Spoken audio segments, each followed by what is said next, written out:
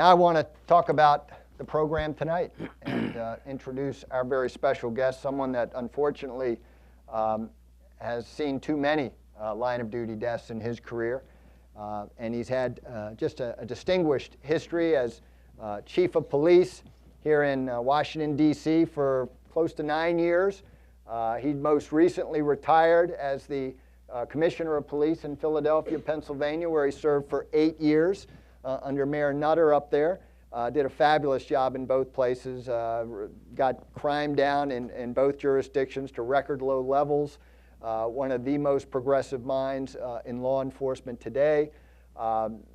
47 years, I'll round down now for your sake. 47 years. We go back to 1968 when this young gentleman, there you see a picture around that time there on the far left, he became a police cadet in Chicago, and a couple years later became a full-fledged member of the Chicago Police Department, where he served for nearly 30 years. Yeah, almost 30, yeah. And then we were fortunate to have him here in D.C. And then on to Philadelphia. So that's the background.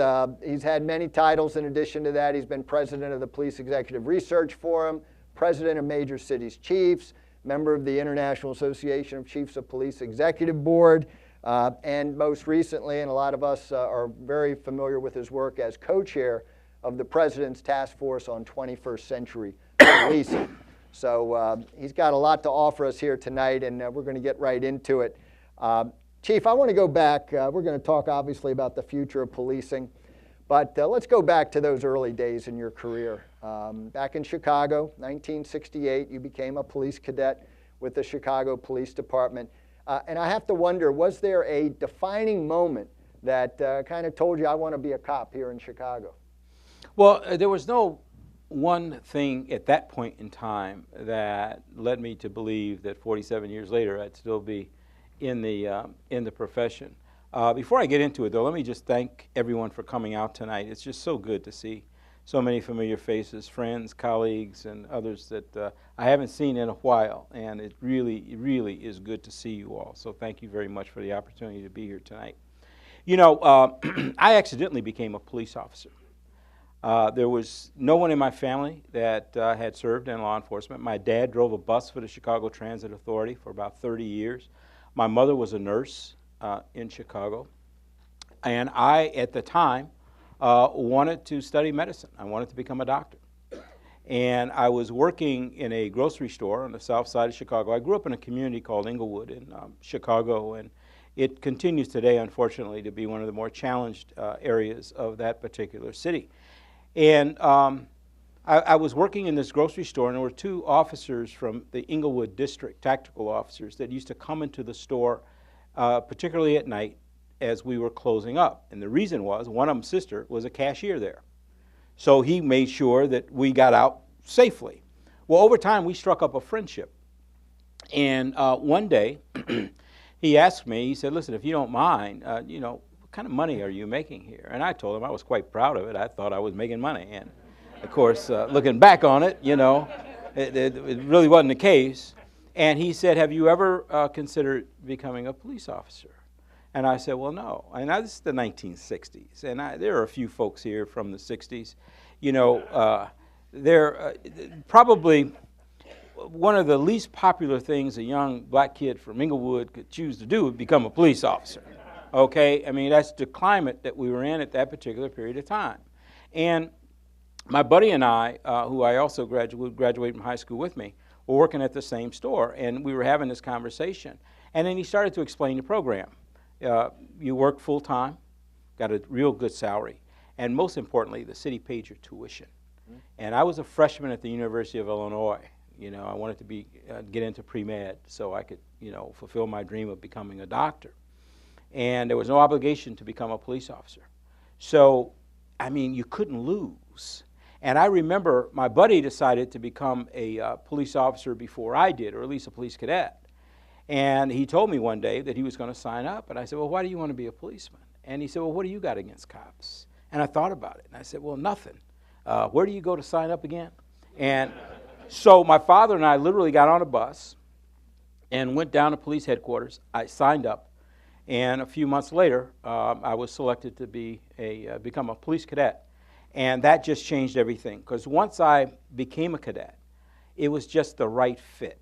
It was something that I just knew I was meant to do. And so my whole focus shifted, and I wound up coming on the job and staying with it. And I've been blessed enough to have worked in 3 different cities and have a lot of different experiences over the course of a career, but it was just totally by accident. 47 years later, any regrets about that decision? Oh, no, absolutely none. In fact, the only thing that scares me is that maybe that conversation never would have taken place, because I would not have gone into law enforcement at all, because I had no reason to go into policing at all. I may have become a doctor, who knows? But of course, after I took Anthropology 101, it's doubtful I would have been a doctor. But you know, that's just the way life is. I mean, it's just things that happen at just the right place at the right time, with an influence that you didn't expect to be there. And the next thing you know, here you are. I love it. You're a cop in the 60s and 70s, and then you served in all those decades that followed. Help us understand maybe some of the good old days in policing back in the 60s and 70s. I know there were probably some negatives that go with that, but what are your good memories about policing back then? Well, there was some good and there was some bad. I mean, it's like everything else, right? You tend to look back at time and a lot of nostalgia, and you tend to kind of, forget about the bad and only remember the good. But the 60s were a very challenging time, especially in Chicago. I mean, we had the riots after the assassination of Dr. Martin Luther King, and then the Democratic Convention that didn't go too well. In 1968. There were allegations that police used excessive force. They still have not yet been proven, but there were some allegations made. So it was a kind of a turbulent time. You had the Civil Rights Movement, you had the Vietnam War, you had all those things going on at that particular point in time. So it was very challenging to be a police officer. We didn't have the technology that we have available to us now. But when I think back on that, I remember when I was a very young cop in the early 70s, you know what the biggest controversy was in the department? The integration of police cars. Black officers and white officers working together. They called them salt and pepper cars. It was all voluntary, right? And it was very, very tense, because there had been a lot of segregation within the department. Black cops worked with black cops in black areas. White cops worked pretty much wherever they wanted, but they didn't work. It was very, very few integrated teams. There were no women in the field at all. In fact, I think it was in the mid-70s, around 75, 76, that the first women came into patrol. Now, they had been in the department before, but they were matrons working in the lockup or youth officers, and that was it, never in patrol. And I think most departments, it was in the mid-70s when you started to see women coming into the ranks. The only thing that broke the tension between the black and white male cops was the fact that none of them wanted to work with women. So they'd rather work together than work with women. That's how you solve problems, by the way. Create another one that's perceived to be a little worse. But anyway, that's true. That is true. Because you had all these stereotypes. Oh, my God, they're not going to be able to handle the job. Oh, what's it coming to? Blah, blah, blah. None of that was true. But that's what took place back in that period of time. So we had our challenges and we had our issues even then. Responding to 911 calls. We were totally incident-driven back in those days. I never heard of community policing back then. The community was simply the eyes and ears of police. If you had a crime problem, that's fine, we'll handle it. Just hire more cops, and we'll take care of it. Because we were using what's now become known as the traditional model of policing that was started back in the late 50s, early 1960s. Actually, Chicago, O.W. Wilson was the father of that particular model of policing. And so that's what everybody was doing. It was a great time in the sense that I was young. I enjoyed being a police officer very much. I was in a very tough area of the city working on the west side. But it was also a period of time when I first you talk about a defining moment. It's when I realized that I wanted to try to move through the ranks, was during that early period of time. And if you'd indulge me with a quick story, was 1973. They had announced a sergeant's exam. Now, I'm a new cop, so I'm not really thinking about taking a sergeant's exam, right? Still enjoying being a policeman, figure I get more experience. My partner and I had a homicide on the west side. It was a drug guy got killed. He lived on the third floor. Everybody gets on the third floor because the department has the responsibility of carrying the bodies down the stairs. So it always seems like you wind up with the third floor. And it's wintertime, so you got this little fine layer of snow on the ground, and you know how cold Chicago gets, right? And so we're in the alley, sitting in back of the building. Homicide's gone upstairs, and they finally call for the wagon crew because they had processed the scene, and now they're trying to get the body down. And make a long story short, this was a big guy. I mean, he had to be 400 pounds if he weighed an ounce. So they're struggling, trying to get down the stairs and so forth, and they finally get down to the lower level, to the ground level. And I'm sitting there, and I'm the recorder, which meant I had the paper, right? So we're sitting there, I got the overhead light on, and I'm writing a report. And I happened to glance up just as the wagon crew was coming across the front of the car, and the headlights kind of caught him. There was this old-timer, and we call him an old-timer. Well, he's younger than I am now, but at the time, he was an old-timer, by the name of Walter Miller. And Walter used to smoke these cigars called Habitampas, and they had the little wooden tip. And he'd bite down on it, and he looked like that old cartoon character, the Penguin in Batman, with the thing sticking straight up in the air. And he was huffing and puffing, and you could see the steam coming from his nostrils, from his mouth. 2 more steps, and we'd have been putting Walter in the wagon. All right? That's how much he was struggling. And I looked up just then, and I saw Walter. And almost a chill came over me, and I said, damn, that can't be me when I'm 60. That's a true story. And it was then that I realized that a day would come when I'd be some 60-year-old cop trying to carry somebody off the 3rd floor to put him in a wagon. No. I'll supervise somebody to take the body off the 3rd floor. But I ain't going to be the one doing it. So that was the defining moment. That was, and I signed up for the sergeant's exam the very next day. Wow. I love it. And I studied, and I took the exam, and I got made off that list. And unlike the Metropolitan Police Department here and Philly, where they give regular exams every couple of years, Chicago went 10 years without another promotional exam. And to this day, they don't give regular exams. I mean, so if I had not taken that test, again, my entire career would be different because I would not have made the promotions that I made at times when I was able to move in the department.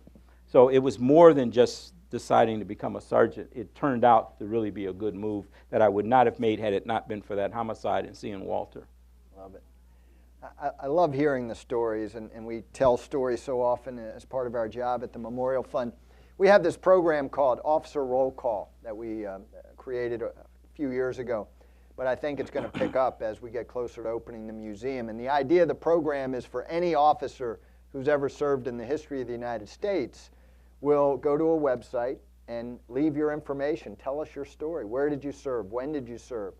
And what were some of the memorable moments in your career that you'd like to share with the visitors to that museum? And one of the first people to put his profile on that Officer Roll Call website was Chief Ramsey. So I'd pose a question to you, and it could be humorous. You shared one great story with us already. I'm sure there'll be others. But think back on your 47-year police career, and what are a couple of the moments that impressed upon you that this is a career that really means something to people and that really affected you in some meaningful way? It could have been tragic. It could have been something where you helped someone. I don't know if it was any one incident. In fact, I don't think it was any one incident. I think it's been an evolution in the way in which I view things and the way I think. Over time, you just start to learn. I mean, as a young cop, I thought, just locking up bad guys. That's all I wanted to do. Chase the bad guy, lock him up, and that was my way of making streets safe. I really didn't think about working with community. I didn't think about, what we now know as some of the basic fundamental concepts of community policing. Those kinds of things didn't really cross my mind. I thought that law enforcement was the primary responsibility and duty of a police officer. If somebody asked me, what is my role in society, I'd say to enforce law. Now I think our fundamental duty is to protect the constitutional rights of all people. That is totally different. It took time to get there, but that's where I'm at now. And so I think you evolve, I think you grow, I think you learn, and it's a series of experiences, both good and bad, that wind up making you who you are, and I'm still growing, I'm still learning. Because I would hope that 5 years from now, 10 years from now, my thinking will have evolved even more than it has to date. So that's pretty much the way I see it. But when I got to the upper ranks, when I really had the responsibility of a large part of the department, and then later the entire department as a police chief, that's when you really start to recognize the importance of what we do and the impact you have on the lives of people every single day. And I think a lot of times you just don't really think about it. You know, you go from call to call, or, you know, you think about crime numbers and, you know, crime's up, crime's down, whatever. But you don't stop to think, what would it be like if we weren't there at all? If we weren't doing anything, if things were just going on and there were no police. I mean, we're having an impact, although it's not always that recognizable, but we're having an impact. Those contacts that we have, if an officer has a contact with a citizen and it's negative, and a lot of times it's simply because of the way in which an officer talks to someone or lack of respect, things. I mean, that's really where you get most of your complaints. That's what's going to stay with that person. They can have 10 great experiences, that one negative is what they're going to tend to remember. So we've got to really strive to make every contact as positive as possible, as difficult as that is, because locking somebody up, giving somebody a ticket, doing the kinds of things we do isn't positive by nature. But there's ways in which you can do your job without disrespecting people and without taking away their self-respect and dignity, so that they don't have that, what old-timers used to say, don't ever leave people with a bad taste in their mouth. And what they were saying was, you know, it may start off a little rough, but try to smooth it over a little bit before you go. We've kind of gotten away from that a little bit, I think, unfortunately, and we got to get back to some very basic principles of policing, and it's about service. It's about commitment to service to others. I would love for you, that's a great segue to a story that you and I have talked about before, and I just think it's such a telling story. Paris Patton was a colleague of yours that you served with in Chicago, and he had a special story he told about respect and how you got to treat people with dignity. I'd love for you to share that. Well, there's some in the room that have probably heard this story before, but Paris Patton was a detective. When I was a sergeant in narcotics in Chicago, I had a squad of 9 officers, detectives and officers. It was a mix. And if you've ever been on a narcotics raid, and back in those days, we literally knocked doors down with sledgehammers. I mean, you know, people didn't open the doors, and most of them didn't. You know, we had to rip gates off, you had to knock the door down. I mean, you go inside, you don't know what's on the other side, so it's pretty chaotic. People scrambling around, folks trying to flush dope, you trying to stop them from flushing dope, you don't know if they got guns. It is chaos. And so it's a period of time when, in some cases, unfortunately, everything is not done in a way where it's yes sir, yes ma'am. I mean, it's a little hard when you make entry. But once things settle down, now you can start to de-escalate, and you can start to really kind of deal with things differently. I've known 2 different kinds of policemen. I've known policemen that just have a knack to be able to de-escalate, and I've known others that you could have a job and you could have everything calm down, and they come around the corner, and I swear to God, it would blow right up. Because they just have a way, they would throw fuel on the fire. And just after, you would hate to see them show up to your job. They were so bad. Well, Paris was one of these guys that just had a knack for de-escalation. And we were on a particularly dangerous raid where it supposedly had heavy weapons, and it was a very bad raid. But we were able to get it under control, and we were able to, you know, execute the warrant successfully, and so forth, and then he would start into his thing. Next thing you know, you walk out of there, you got informants, you got all these kinds of things going on, and it was because of the way in which he handled himself. And we had finished the raid, and we were on our way back down to process the prisoners and the evidence. And I said, Paris, man, I don't know how you do it. I mean, you just have a way of being able to take, I've watched him over the, couple of years, just take these volatile situations and just turn it completely around. How do you do that? And he told me something that I never forgot. He said, it's really not difficult. He said, at the moment of birth, everyone is a perfect 10.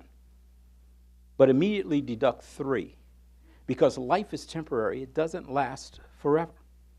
He said, if you're a minority, take away another 3, because there may be some opportunities that may not be available to you that are available to others.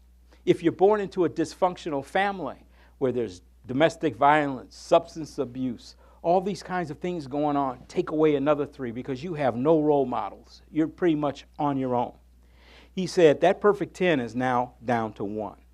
That 1 is a person's individual dignity and self-respect. He said, do what you have to do as a police officer, but never, ever do anything that takes away their dignity or self-respect, because that's all they got left, and they will fight you to hold on to it. That was pretty powerful stuff. I never forgot that. Now, granted, people's idea of what constitutes respect could sometimes be a little twisted. Kid carrying a gun thinks that gives them respect, or what have you. But when you really stop and think about it, that's all they got. They may not really know how to go about getting respect, but that's all they got. And now here you come on top of everything else they got to deal with. And you're calling them names, you're handling them in a rough way, you're doing all these kinds of things. Why do you think they resist? Why do you think they fight? Because that's all they got. They got nothing left. And so it's treating people with respect, giving them some dignity. You can lock people up. You don't have to disrespect them. Do your job, do it well, but never, ever forget the circumstances. And the fact that fate and circumstance, when you really think about it, is the only thing that separates us in life. And you can't afford to really look down on others because, 1 or 2 changes and 1 or 2 things different in your life, the roles might be reversed. And so that was an important lesson that I learned early on from an individual that worked for me. And he's passed on now, God rest his soul. But that's something I try to pass on to others. Well, fast forward, here we are in the year 2016. You just chaired the President's Task Force on 21st Century Policing. One of the big issues of concern today, the media certainly is talking a lot about it, is the use of force by law enforcement. And are there better ways to deal with certain situations that end with criminal suspects and others being killed by police use of force? It sounds to me like part of the answer may be what you just described, the respect factor, de-escalating situations that can potentially turn volatile. And we've seen that on some of the videos that we've seen played over and over again on the media. But if you had to offer a couple solutions that you think will make a difference moving forward, how can we prevent police use of force rising to that lethal level as often as it does today? Well, see, when I look at it, I don't look at it in terms of the numbers to determine whether or not it's problematic. You have to look at each case individually. We go after some pretty dangerous folks out here. Last year in Philadelphia, we had 280 homicides. None were, police shootings. These are just homicides. Well, who goes after the people that commit the murders? We do. So we've got some folks that are very, very dangerous. So I need to say that. And the fact that force is something that, unfortunately, police officers have to resort to on occasion. The issue is really one of proportionality. Is the force used in a given situation proportional to what it is that the officer is dealing with? Are the officer's tactics sound? Are we waiting until we have a tactical advantage in a situation? Police in this country, and there are many laws that have been written that, that plainly state an officer need not retreat from making an arrest. Well, that's our version of what stand your ground. When you think about what happened in Florida, stand your ground, that's ours, okay? We have this 21-foot rule that somehow we wound up training on. And rather than an officer having some kind of imaginary line that if you come inside that line, that's it, okay? I have the right to be able to shoot you. What about backing up? What about different tactics? What about time and distance? The Police Executive Research Forum recently sponsored a trip to the UK, Scotland in particular, and the whole purpose of it was to take a look at how they train their officers. They don't have a gun problem in the UK like we do here. They have a problem, though, with edge weapons and with other types of instruments. In fact, Glasgow, Scotland is considered to be the knife capital of Europe. They have more stabbings there than anywhere else in Europe. Yet rarely do officers wind up in situations where, they wind up having to kill an individual. So why is that? And we took a look at their training, and recently Chuck Wexler brought a bunch of people together to have discussion around that whole issue. And granted, it's controversial, and there's been some pushback. But are there better ways to train? Is there something we can do in terms of providing equipment to officers that might make the outcome a little different? It's not going to be 100%, and we certainly don't want to put officers in jeopardy unnecessarily. But there are some situations that you review, and if you've been in this business long enough, and if you've reviewed these things long enough, you see some cases where you say, maybe they could have done something a little bit different. Those are the ones we need to be looking at. The sanctity of life is something that's first and foremost. It has to be in the minds of all of us as police officers. If you have to take a life and under the extreme circumstances, then you do what you have to do. But if there is a way in which you can avoid that, then I think it's in everybody's best interest that you avoid it, if you can, without putting yourself or some citizen in extreme immediate danger as a result. So it's one of those things where I think through training, through education, through a different way of approaching certain situations, you might be able to de-escalate it to a point where you may have to use force, but not that same level of force. So that's the direction that we've been looking at and coming up with a new training curriculum. Hopefully, departments at least take a serious look at it. There has been some pushback, but I would argue very strongly that for us to think that there's not a better way of doing anything, we're really kind of closing the door on an opportunity here, and that is to make a difference.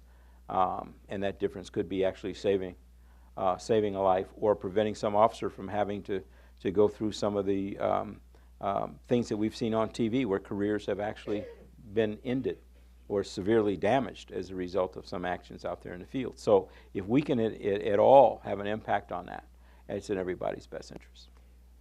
I remember having a discussion with you years ago when you were here as chief in D.C., and taser stun guns were not as prevalent as they are today.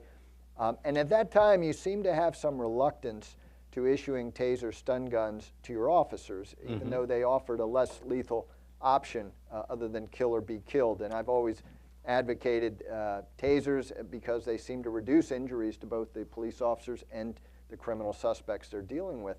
And I'm just wondering, has your opinion changed, and why did you have that reluctance to use tasers early on?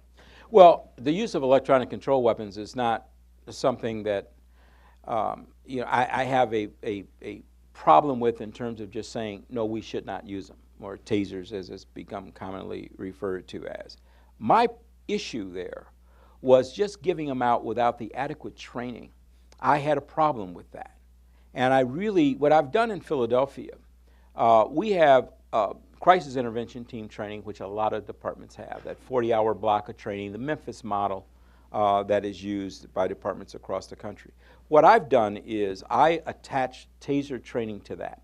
So the officers go through the 40 hours of CIT training that focuses very heavily on de-escalation, identifying people going through some kind of mental health crisis, and so forth.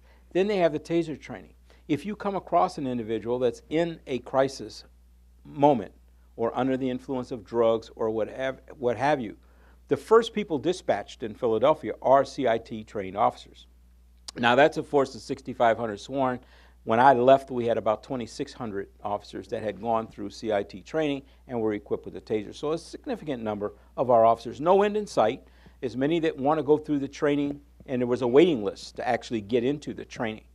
But I felt more comfortable because they not only, had the taser to rely on, they had their verbal skills. They had a whole host of different things they could do short of resorting to a taser. A taser can cause serious injury or even death. So it's no toy.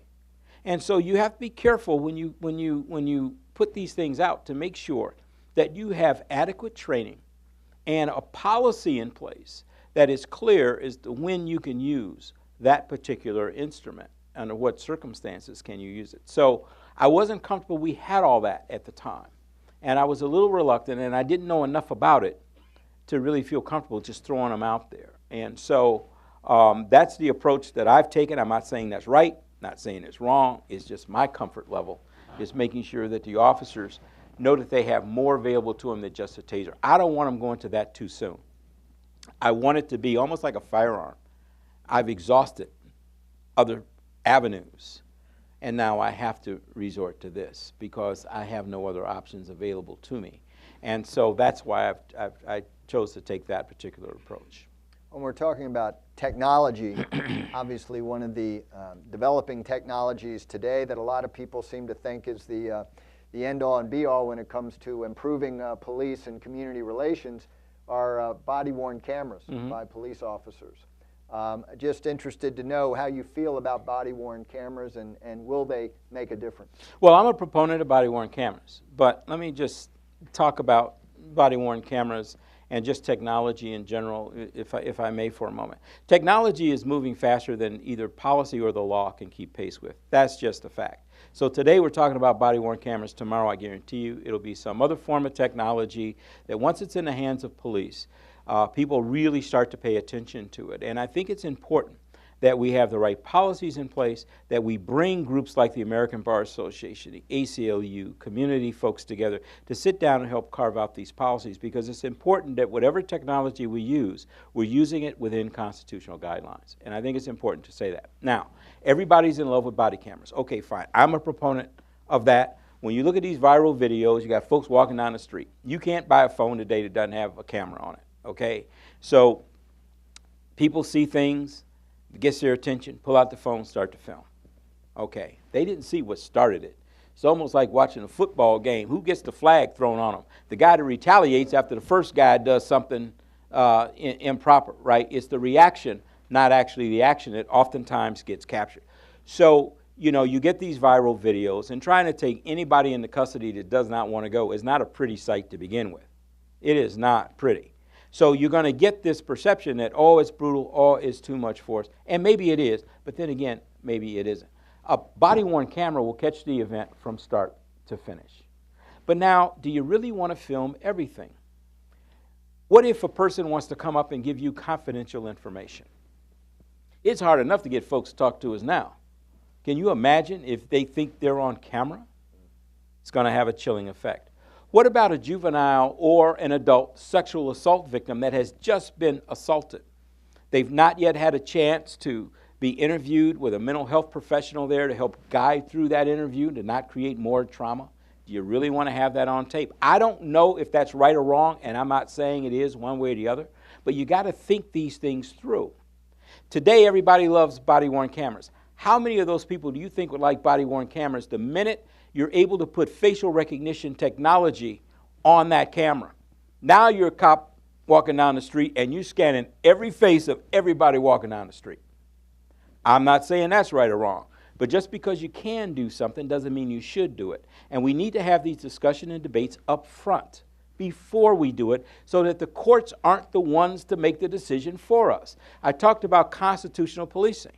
If we really believe in that, then we should be the ones having these discussions up front. You don't wait for the court to tell you. You know you need to have this discussion. You know you need to think this stuff through. We need to be doing that as police. We need to be the leaders in having those kinds of discussions, because that stuff, folks, is here. It's here now. We may not all have our hands on it, but it's here. Drones, I mean, you name it. The technology is being developed as we speak, and when it comes into the hands of police, it's different than when it's in the hands of private citizens because of the authority and responsibility we have in our society. We aren't the same as other folks. So we can't use that argument, well, everybody else got it, so we should have it too. Now, it is different. Doesn't mean we can't do it. Doesn't mean we shouldn't do it. But we need to have these discussions and debates before it becomes a problem. Otherwise, the courts will do it for us, and I guarantee you that's probably not going to wind up being what you'd like to see.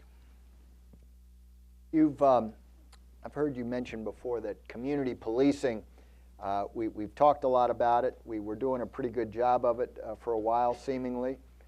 You feel that we've kind of backed away from it a little bit? Yeah, well, I think what wound up happening, and you know, some of it is just the pressure to kind of, you know, make your community safer, get the numbers down.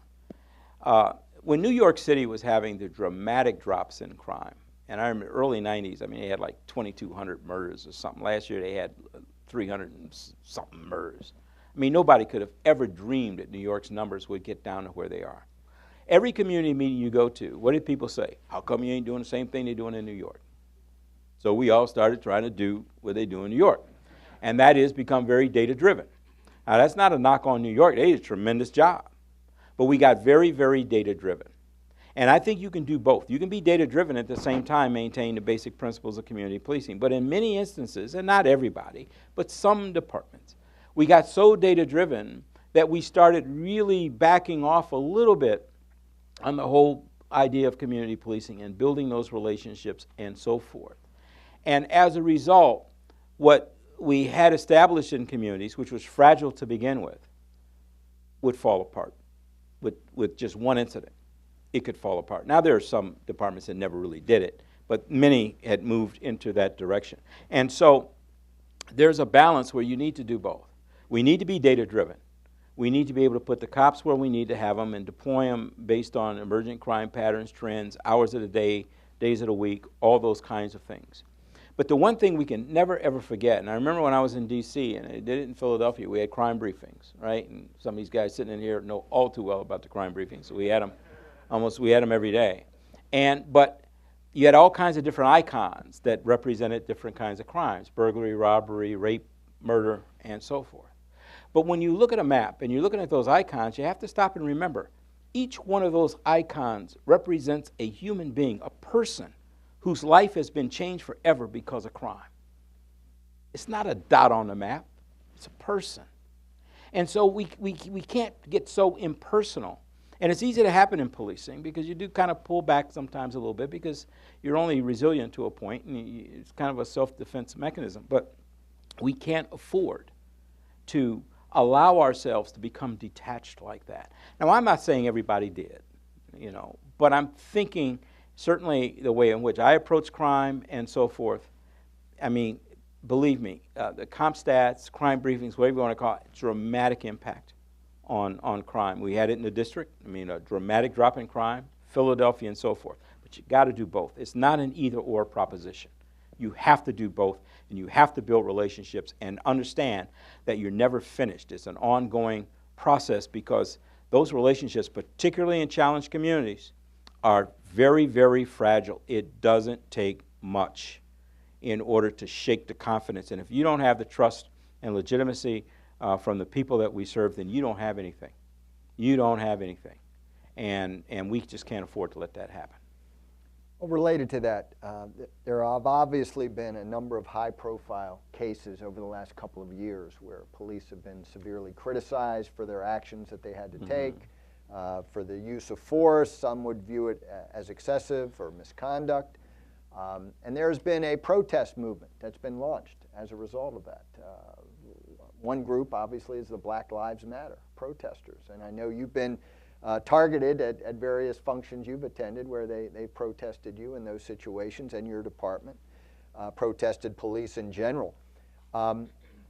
What would you say, or what do you say, to the people that are protesting against police conduct today, and what would you say to the officers in hopes that we can correct the tear in the fabric that seemingly has occurred? Well, let me start with the Black Lives Matter movement, and I'll single that out only because that's what's current right now. And I start by saying I agree, Black Lives Matter. There's no question about that. I don't even think that's a debate. All lives matter, but Black Lives Matter too. And I understand the rationale and the reason behind singling out because of the history of the United States and the way in which African Americans and other minorities have been treated historically. I understand where all this stuff comes from. But to me, Black Lives Matter no matter who takes that life. It's not just about police. It's about whoever takes that life. If Black Lives Matter, then it's not just about the dead, it's about the living. What about the people that are trapped in poverty? What about the people that have to take and send their kids to inferior schools, knowing they're sending their kids to inferior schools, but they got no choice because that's where they are and where they live, and they have no options. They can't go to the private schools. They can't afford it. What about those lives? What about lives that are taken as a result of disease and other types of things simply because people don't have access to quality health care? If you want to talk about lives mattering, then damn it, include it all. And what I think is, And what I fear is that the movement is missing a golden opportunity while they have the attention of the entire nation by being too narrowly focused. 280 murders in Philadelphia. Not a single one involved a police officer. What about those lives? What about the people who took those lives? And for every homicide, you lose 2 lives, the victim and the person that took the life because they've got to spend the rest of their life in the penitentiary. What about them? So what I'm saying is let's get serious about it and really think about it, because this is an opportunity to really make the kind of fundamental changes and deal with some of the community responsibility with kids killing kids that look like the victim. You can't ignore it and come up with all kinds of excuses. It's real. It's a problem. It's an issue. If you want police to confront the issues, and Lord knows we have issues, and some of the conduct and things that police do are not right. Some of the videos I've seen just flat out criminal. They weren't even close to being right, okay, when you really look at the cases. But that's not a representation of policing in America, nor is it a representation of life in African-American America, even in the most challenged neighborhoods. Most folks in those neighborhoods are decent, law-abiding people, want the same thing that we all want for their kids and for themselves. Not criminals. Get away from the stereotypes. Get away from all that stuff on either side. But deal with the issues, deal with the problems. And it's easy to throw a slogan out there and get upset. But stop yelling and screaming and engage in some thoughtful discussion. Because at some point, you got to work toward a solution to a problem, not just keep shouting about the problem. Fix it. And if you don't want to fix it, then shut the hell up.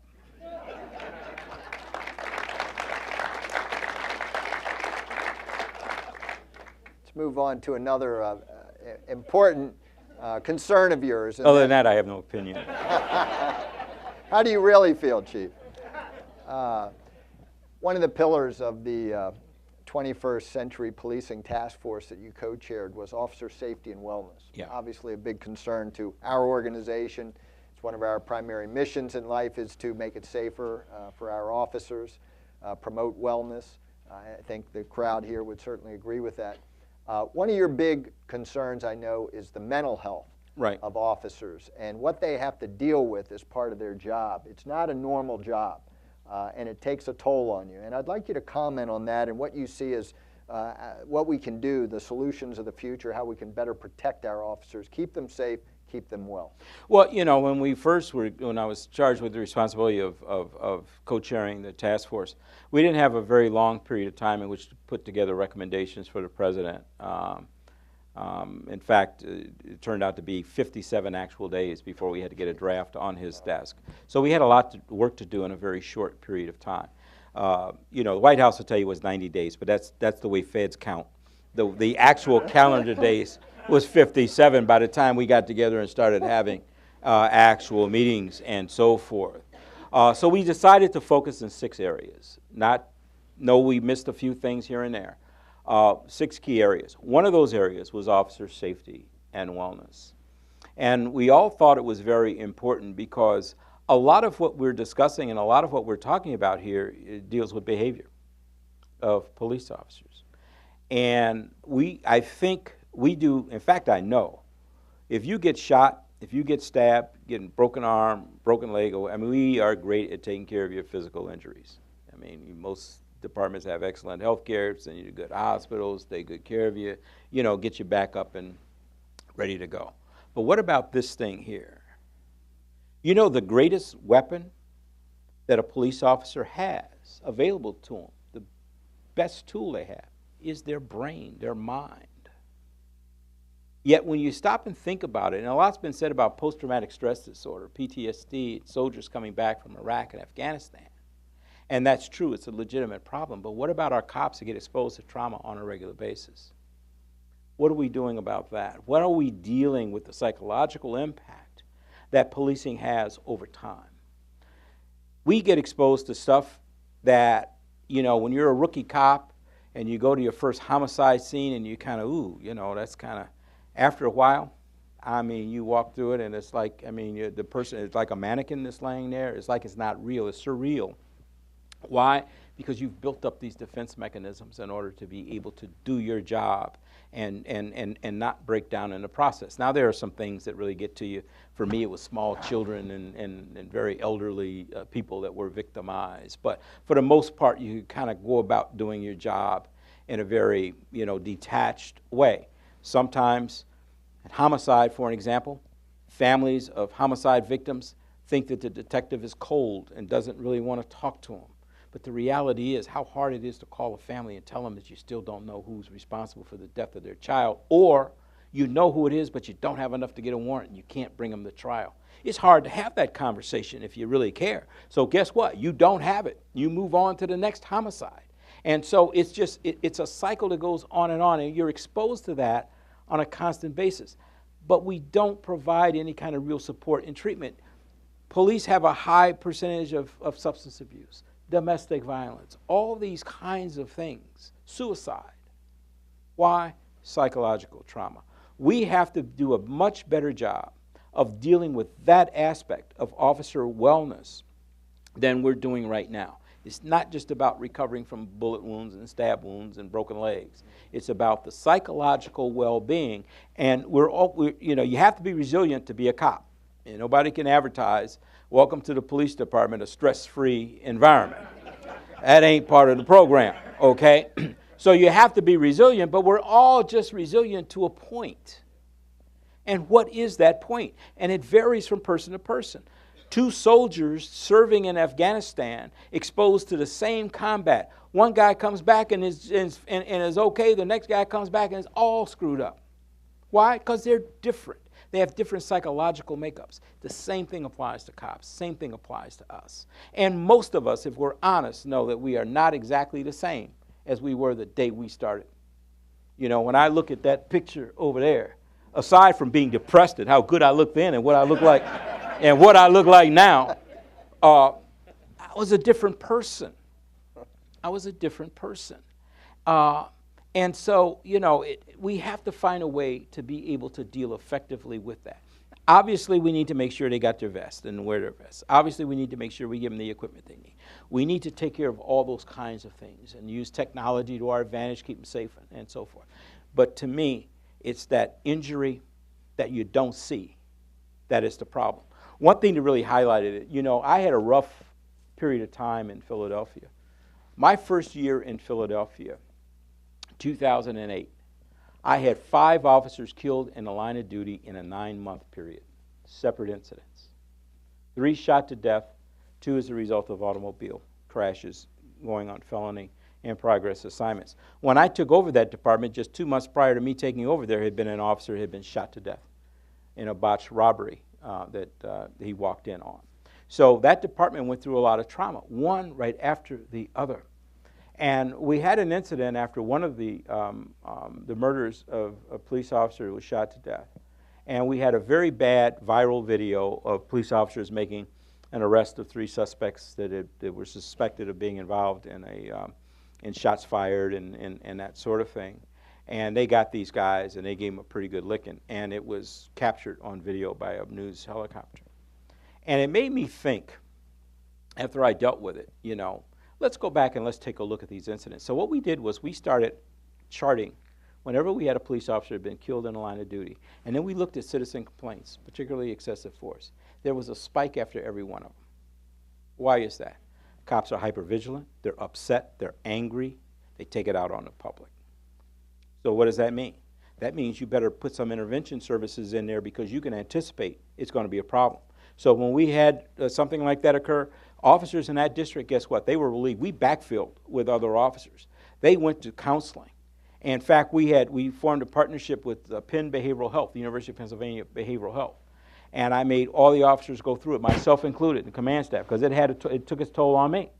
One of the reasons I decided to retire, I'll be honest with you, March 5th of last year, Robert Wilson III, one of my police officers, shot to death in a store. He had walked into a GameStop. His son's birthday was 2 days away, and his son had gotten a good report card, and he promised him a PlayStation and a game. And it was a day where it was snowy. I mean, we must have got about 8 inches, 9 inches of snow that day, so it was quiet. So and his partner pull up. He walks in there, buys a game. While he's waiting in line, here come two guys to rob it. They see him in uniform. They open up, and they wind up shooting and killing. He was able to return fire, but they shot and killed him. That was the 8th officer that I lost in the line of duty. And I told my wife, I can't bury any more policemen. I just could not do it. And I knew then I was going to retire. I would see the mayor through his term, but I knew then that was it. I could not do it because I just didn't have it in me anymore. And all I could do is pray that I didn't lose another one between March 5th and the end of the time for me to step down. So it has an impact. So we went through counseling, removed the stigma of psychological counseling, which is still there, and made everybody go through it. And that removes the stigma. But I think it was worth it because you have to let off the steam and you got to do it in a way that's positive, but also deal with the pain that these officers feel. You know, Philadelphia just a few weeks ago, the officer was just sitting in a car and a guy walks up and just opens up and shoots him. I mean, you think that cops then aren't apprehensive or a little nervous or hyper-vigilant as a result of that?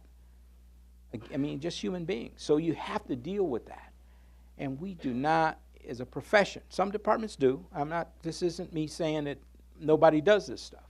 But I just don't think that there's enough attention paid to that kind of trauma and the impact it has on the men and women that serve, 30 years, 40 years, 20 years, whatever it may be in this business. Good point. I want to make an observation based on what you just said. Here in the front row, we have many local survivors of some of the D.C. police officers who've died in the line of duty. And what I'd like to just point out, Chief, is hopefully you've already picked up on it, you've been very good about how you treat the surviving family members of officers killed in the line of duty. It may be in part because you've had so much experience with it and you understand the trauma that the family goes through. But I think the fact that you all are here today says a lot about how you deal with the families and how you give them that support and friendship that continues to this day. So thank you all for coming, and thank you, Chief, for what you do for the survivors of officers killed in the line of duty. Yeah. Well, we have an obligation. I think that what makes one of the things that police officers, when they are able to go out there and do their job, knowing that the dangers that are inherent in policing, knowing that should something happen, their families will be taken care of. That's important. And I don't understand what they're going through. That's a void that I hope to God I never have to understand what you've gone through, because I would have to have gone through it in order to understand. And I don't want to have to do that. I just don't. But I appreciate the strength that you all have shown. And I think that what has gotten me through all these years and dealing with these line of duty deaths is every time I start to feel down, I look at the families and I look at the strength that they're showing, and I said, if they can get through it, then I have no excuse not to get through it. And so that keeps me going as well. But it is, it's just one of those things where, just for me personally, I reached my limit with Officer Wilson, and it's just too much.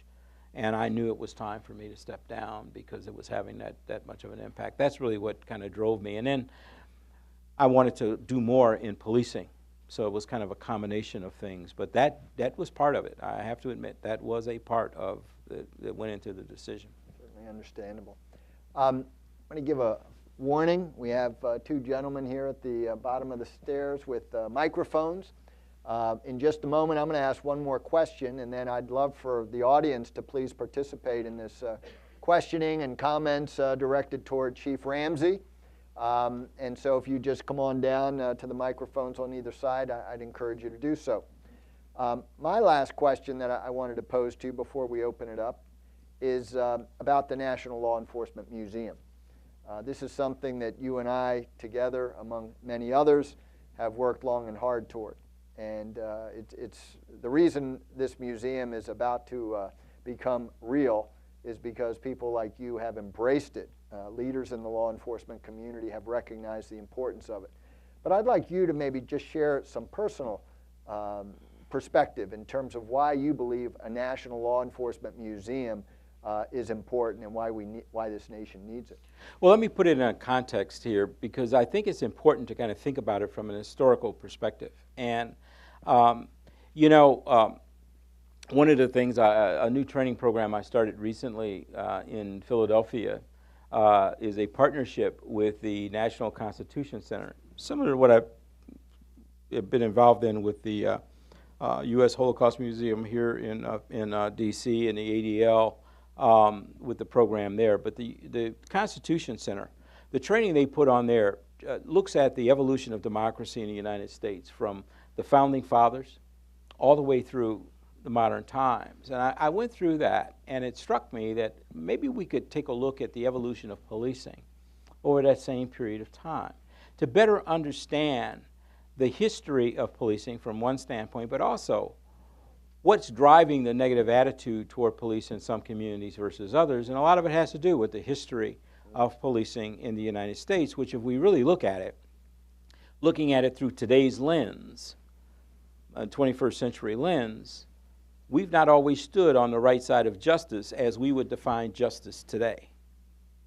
And I think we need to recognize that. Doesn't make those folks bad. They were enforcing the laws that existed at the time. But they're laws that today we find unimaginable that we would be involved in enforcing. So, you know, that's part of history too. The museum captures history. It captures the good, it captures the bad, it captures everything. I mean, and it's the real history of policing, not the Hollywood version. If we did not have this museum, then people's perception of policing would be left to Hollywood. Now, I don't mind going to see a movie every now and then, but we all know that ain't policing. I mean, come on. If it was that dangerous, I wouldn't be a cop. You know, hanging off the side of trains and doing all this kind of nonsense. I mean, you know, it's just the way it is. This captures the real history of policing from the very beginning to today. The things we've done well, the things we haven't done well, the people who have been a part of this profession that are no longer with us, but now their memories or legacy will live forever inside that building and be shared with others. I mean, that's exciting stuff. That's how you build for the future. And you can't really have a real future or have a vision for the future if you're just totally ignorant of your past, whether that past is good or bad. It is what it is. The museum's going to give us all an opportunity. I mean, we live in our own little worlds, okay? And we're all kind of, I think we're all trapped in our own little, you know, time warps, if you will. I mean, the period of time in which we live on this earth, the things that we experience, formulates our opinions, everything about us. But we're trapped in this little time warp. We can't relate to what happened, you know, X number of years before we were even born, or really truly appreciate what might happen in the future. This is here. That's a bridge now between the past, the present, and then the future. And that's what the museum does. We have a proud history here in the United States of policing. It's not perfect, but name something that is. But it's something to be proud of. But it needs to be shared. It needs to not be somehow we wind up being a 10-second viral video clip on CNN, and that's what policing is all about. And that's where we're at right now, folks. That's not policing. We need to be able to capture that history, tell our history, not be afraid to talk about the bad stuff, because there's been some bad stuff in there too. But the good far outweighs the bad. And so that's what the museum will do. And I had the honor of being one of your board members, not the most active one, I have to admit. I missed more meetings than I attended. But thanks for kind of hanging in there. You still send me an email every now and then, so you haven't gotten too upset and angry with me. But, I mean, it's important. You know, you take a department like this one right here, the Metropolitan Police Department in Washington, D.C. You know who formed this, who really created this department? Abraham Lincoln. Abraham Lincoln. I mean, that's history, folks. I mean, you know, that needs to be shared. Most people don't. A lot of cops in the Metropolitan Police Department don't know that. Nick knows it. He was our historian. But many people don't know that. I mean, it was this department that was responsible for protecting the president prior to the Secret Service taking on that role and all those kinds of things. In fact, it was considered not to be a very good detail, and it was an officer who was supposed to be sitting outside of his booth at the Ford Theater, but chose to have a beer instead, and I need not tell you what happened after that.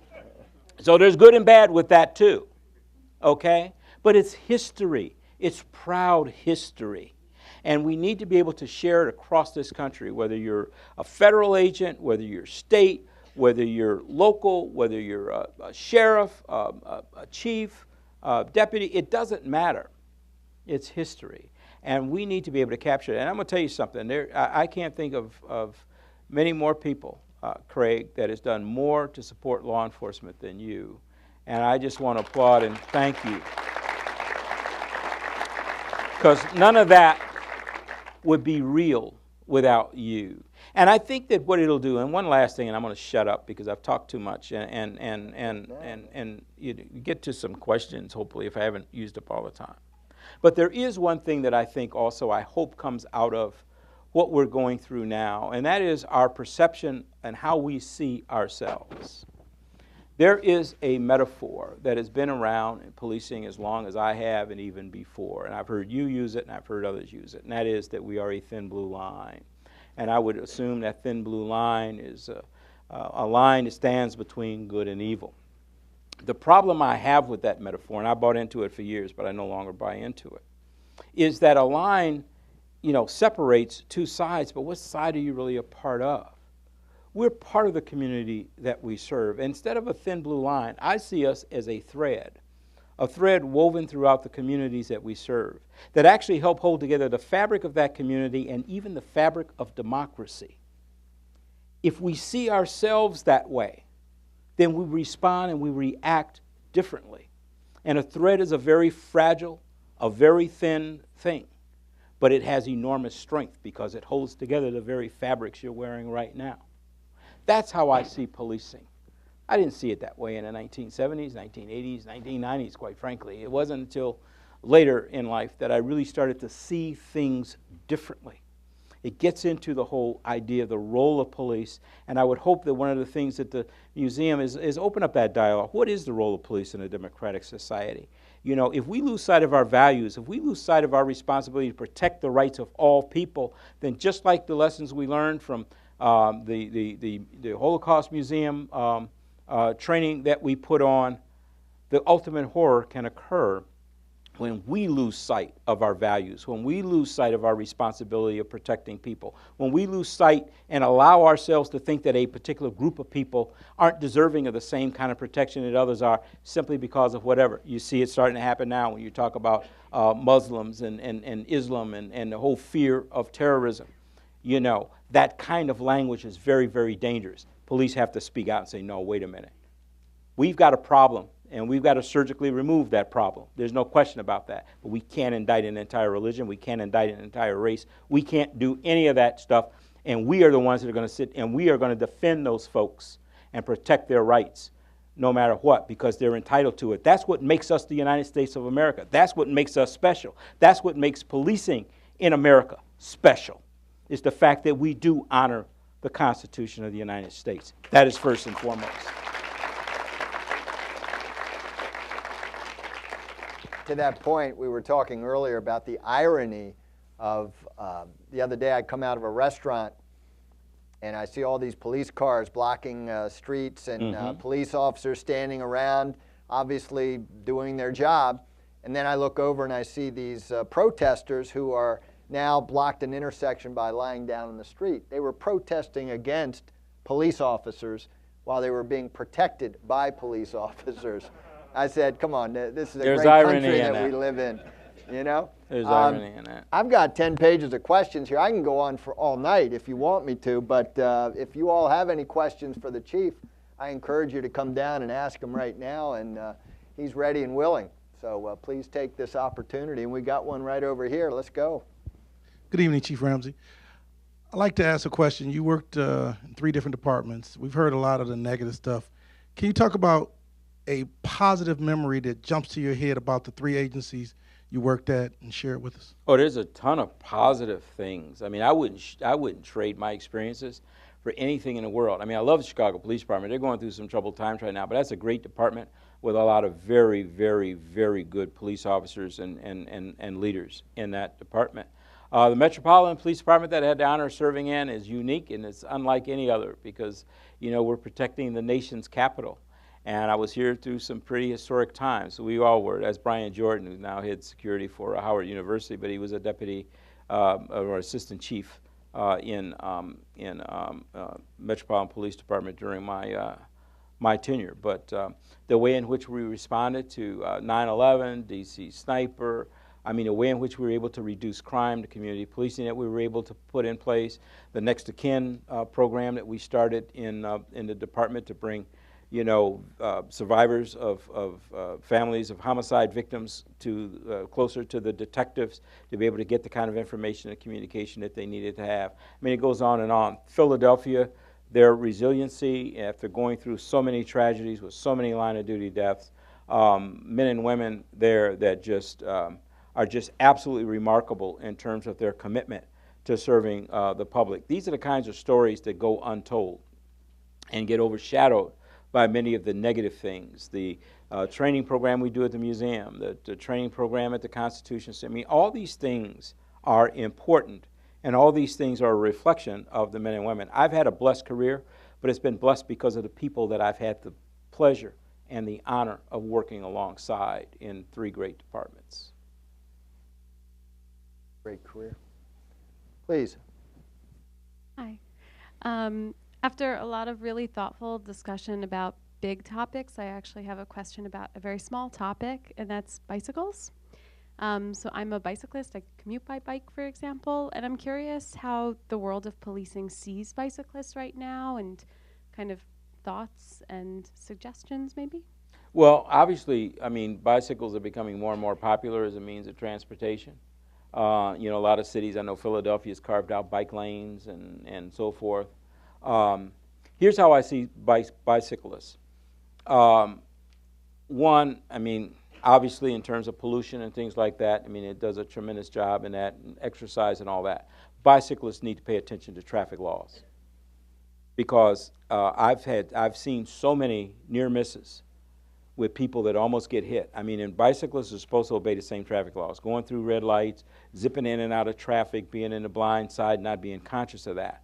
I think there's a way in which we can get the right balance between cars and bicycles on our roadways. But everybody needs to pay attention and be mindful of the other person and be more defensive in the way in which they operate the vehicle, whether it's, you know, 2 wheels or 4 wheels. But no, I absolutely encourage people to use bicycles as often as possible as a means of transportation, but follow the rules of the road. Follow-up. When I was biking home today, there were 2 cars who almost hit me. And I always follow the rules of the law because I believe what you believe. So when you were talking before about the difference between enforcing the law and protecting civilians' rights, I was really interested in that, and I think that's something that's really going to stick with me. So I guess one of my curiosities is there was a cop who witnessed what happened to me, and he sat there. And so I guess I'm kind of curious what, in addition to just the bicyclist's role, as you mentioned, like what is the police force's role in protecting the rights of bicyclists? If a police officer observes something like that, then they should take some action. And because those are the kinds of things that you'll remember from now on, you see, as opposed to something else. And I might add, too, that when I was in D.C., none of that ever happened, by the way, just as an aside.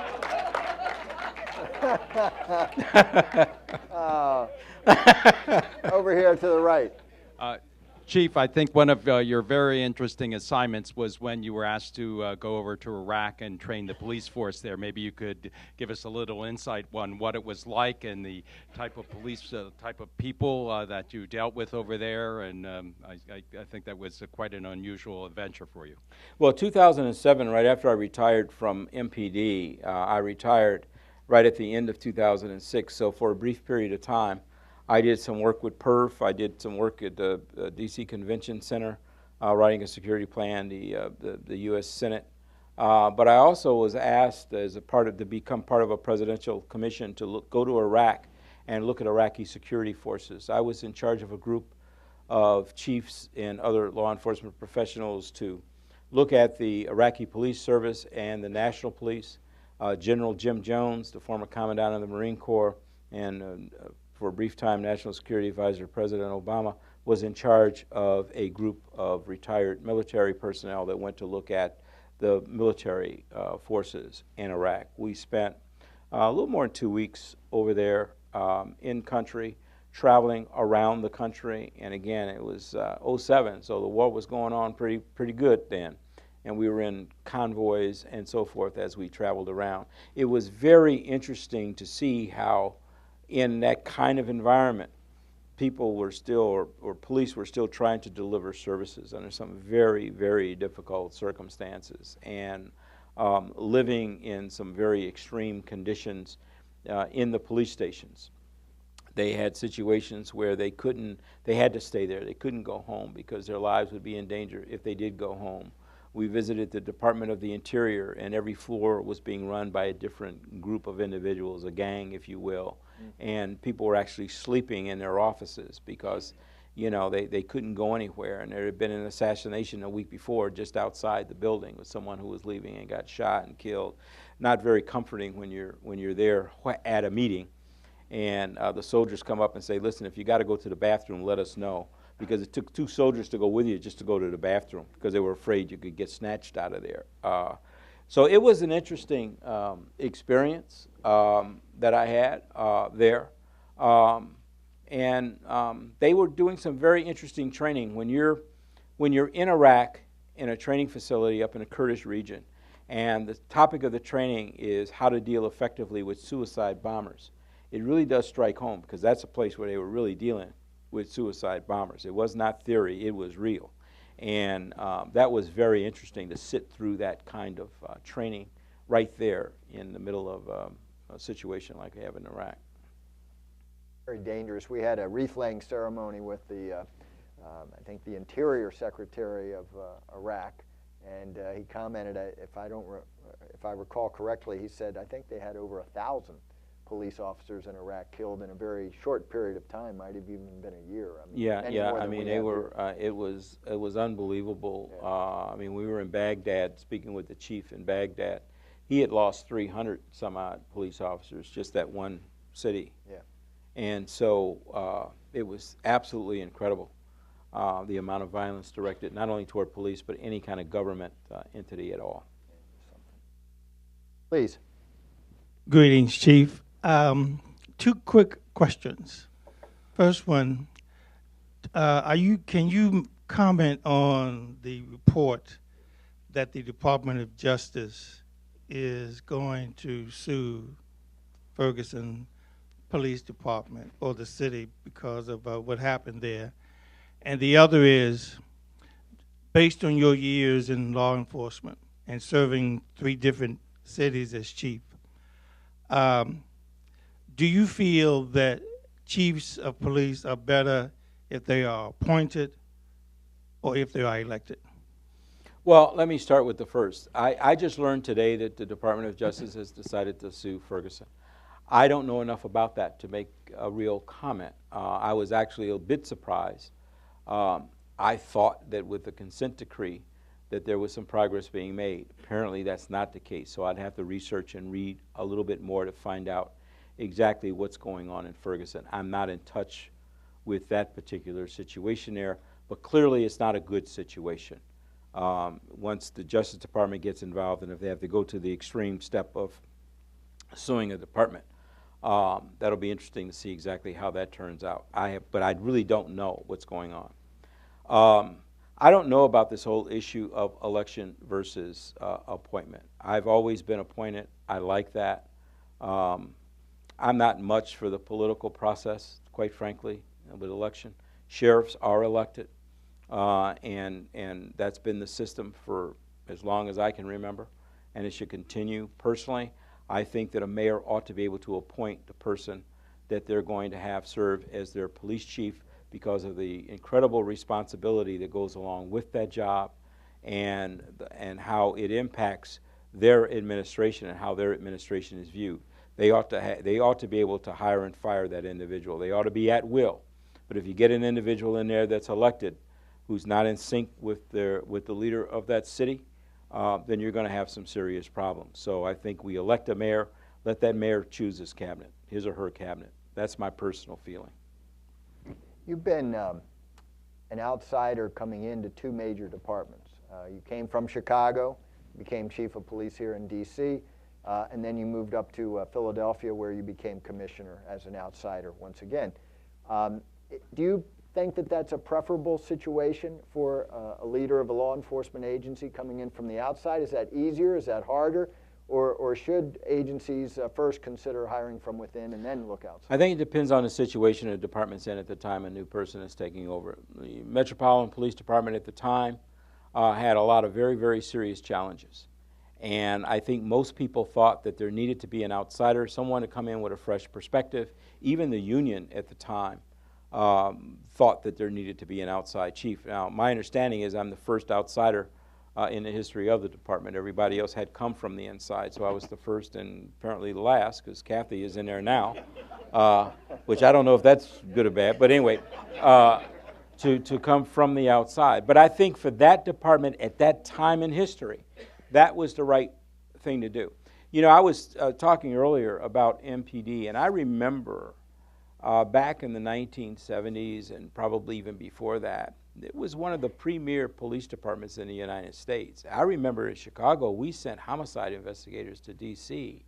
just to learn the fundamentals of investigating murder, because the department had that kind of reputation.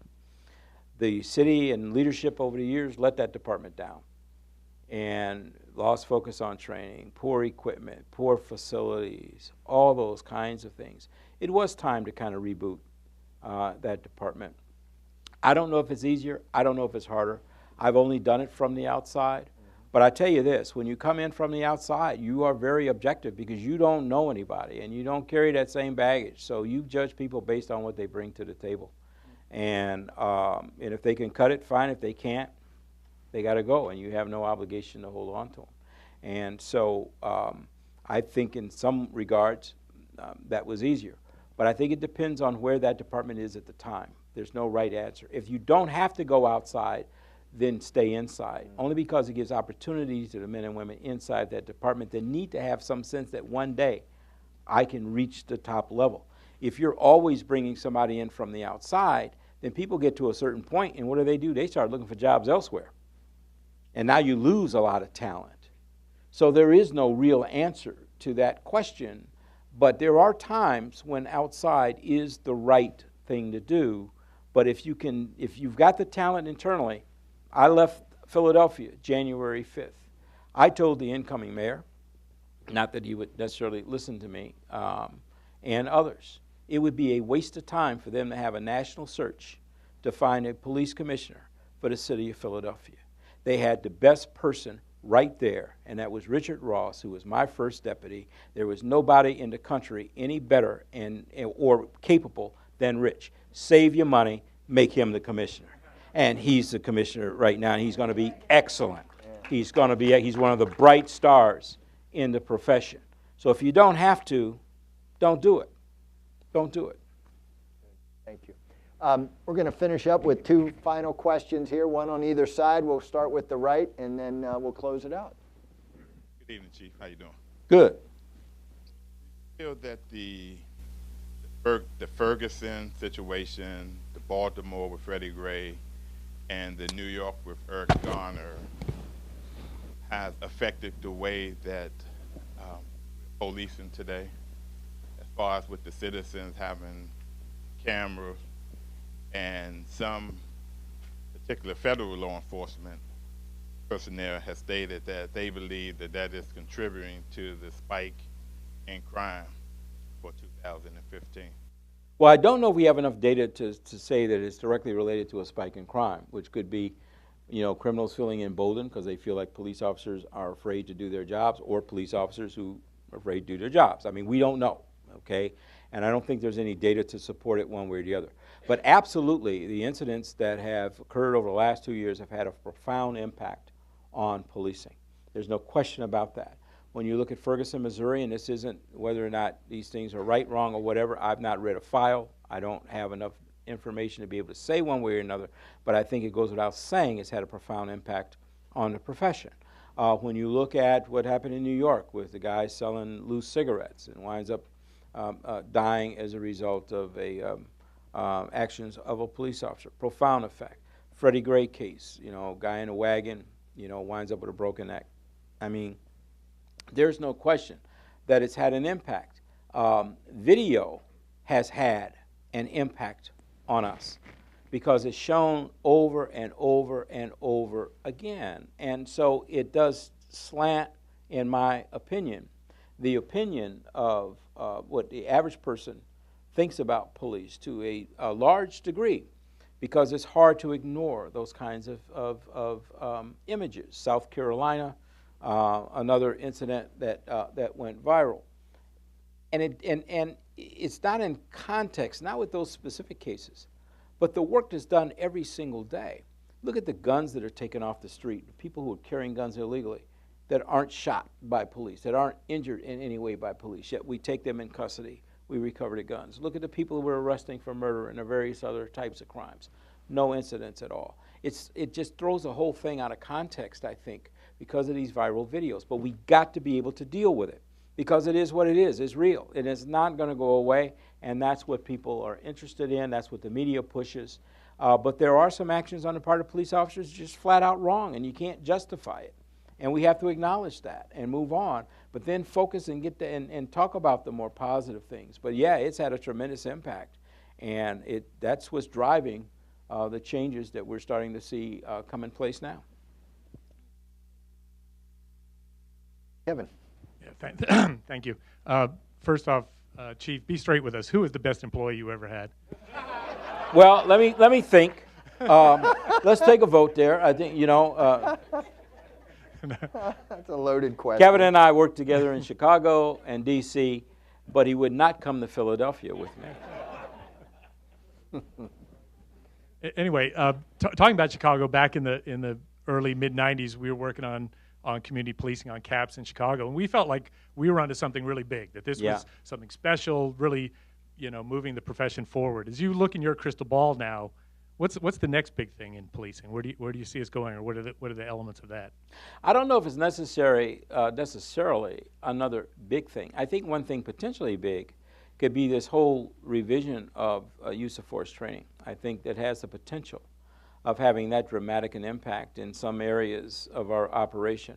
But I think going back to basics, I think reacquainting ourselves with community policing is really where we need to go. Old can be new. New is sometimes gets old. But I mean, I think we got to get back to basics, and we got to really focus on building relationships. And if we get serious about it, if we get serious about making sure our officers not just know the technical aspects of policing, which is basically what's taught in many police academies, the nuts and bolts of policing, what report to make out under these circumstances, understand the law, learn how to shoot, all those kinds of things. But understand the role of police, understand some of the broader issues that we've talked about here today, then I think that's the next best thing, is really having officers that really understand their place in the world, appreciate it, and go about doing their job in a manner that's consistent with that. So it's a combination of things. Thank you. Unfortunately, we've come to our designated closing time. I wish we had another hour or so to talk, but before I officially close out this evening's event, I'd like to ask you what your plans are moving forward. You've announced your retirement from the Philadelphia Police Department, but I have a sense that we haven't seen the end of Chuck Ramsey when it comes to policing in America. What are you up to these days? Well, I hope you haven't seen the end of me. But I do have to get this retirement thing down a little bit better than I have so far. Yeah. I mean, I retired from Chicago, started 2 days later in D.C., left D.C., got right into consulting, left Philly, and got right into consulting. So I'm working with several different departments right now. My old department in Chicago, doing a little work there. Cleveland, Cincinnati, Wilmington, Delaware, soon Miami Gardens Police Department. And I had a conversation with people from the United States Holocaust Museum that want me involved in helping to kind of reshape some of the training they're doing over there. So I want to stay active. And again, part of the decision in stepping down was that I wanted to do more than I was currently doing. And when you have to run the day-to-day operations of a department and be responsible for that, you can't really deal with some of the larger issues affecting policing. I'm going to be working a lot with PERF. PERF stays on top of the cutting-edge issues in policing, and I'm really looking forward to that. Not because of Chuck Wexler, but simply because of PERF. I just like PERF. I don't much care for Wexler, but he's paying me, so what the hell? We won't tell him. But no, just being a part of the profession that I love so much, and I think I can make a contribution and continue to make a contribution. I hope I have already. I've been blessed. I've served as president of the Major City Chiefs, president of PERF. I've been involved in IECP and everything that they do. There are some great organizations out here, and I want to be a part of it and continue to be a part of it and make whatever little contribution I can make because it's just important. And not only that, God, I'm just lucky that I've had a chance to serve alongside of men and women of policing, of law enforcement. There is no more noble profession than that of policing. Well, we couldn't, yeah, please, yeah.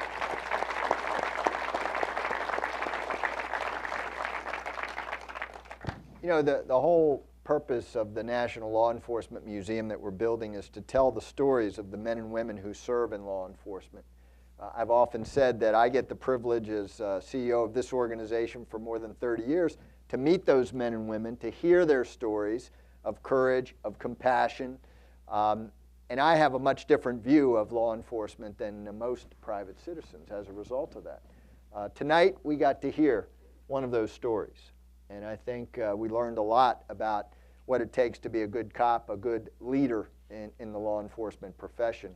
And Chief, I just want to thank you for your service, for 47 years of law enforcement service that apparently is going to continue, thankfully. And I thank you for spending an hour and a half with us here tonight. This was a very special privilege and opportunity for all of us to get a glimpse behind the badge and learn from one of the best. So thank you, sir. Appreciate your support. Appreciate your service. It was my honor. Thank you. Thank you. Thank you. Is it okay? Great job.